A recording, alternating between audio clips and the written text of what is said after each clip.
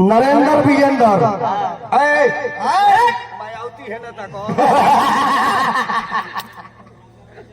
नरेंद्र मोदी विजेंद्र नरेंद्र हाय हाय राबड़ी देवी है राबड़ी यह लालू काका मोहन यह है धनंजय ऐसे कहिए लालू काका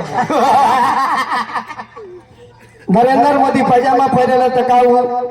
समीज सलवार हो देश के प्रथम राष्ट्रपति डॉक्टर राजेंद्र प्रसाद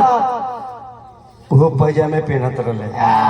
अरे वह साड़ी थोड़ी पहनले बनी और जैकेट तक जाने कौन टेलर सियला हमरा जाने जाओ जहाँ समियाना सियाला वही सियल होगा कि आराम मशीन पर कतराइल हम अच्छे कहता के कल गाँव में एगो बुढ़िया रहली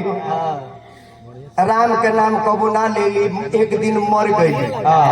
तब मर गई तो दामाद आके कहते जे अम्मा जी हमरा के चिन्हत नहीं बताई ना मर गई तो के चिन्हिए हो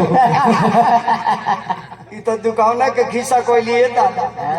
एगो गिरल बांस के पेड़ पर से मर गई तो एगो कहता जे जा ना संजोग ठीक पाई अखियन के गो भाई अरे मरिए गई तब गो भाई के का होई रे चुटकीला के हम भंडार है निर्मला जी जितना चुटकीला हम कहले बानी वह सब ब्यास ले लेके जियता अरे वही तू पर सर्च करके मार ले जन 20 वर्ष पहले कह दिले बानी ना उहे लोग ले लेके छीट छीट के गावता आज भी शिल्पी रानी है भइल बड़ी शिल्पी जी ने कहे लाजाई काहे बड़ा गावता री ओकरा संगे दुकाने को चौहान रहले विजय चौहान गाओ तारे चौहानवा चली रे गइले यह है विजेंद्र गिरी जेकर गीत गा के खेसारी लग ट्रेंडिंग या मेंटरिंग सही लड़का नहीं लेके सुजल कोरा में देवा दिया के हजूरा में 20 वर्ष पहले के भारत सरकार के सर्टिफिकेट बा अपने लगे हमरो के सुताई आमा शराब पी के बेटा राहुल करेला ड्रामा ई बाबुआ का ड्रामा है ऐसा ऐसा ड्रामा कोइले करता हाथ ड्रामे खराब हो जाए तने देवी के गीत गाए तने शर्मा जी हुरका उठाई तने हुरका उठाई तो शर्मा जी अरे ये महादेव जी के डीजे हो ई बात जायज कले बड़ा महादेव के एक बेर जे नाम लेला ना वो सारा जीवन के अपन दुख दर्द मिटा लेला ई सही महादेव के डीजे है एक नाम हम महादेव डीजे अब मिलने का पता शमशान घाट एक प्रोपराइटर जी भूत पिचास आ बेंजू बादल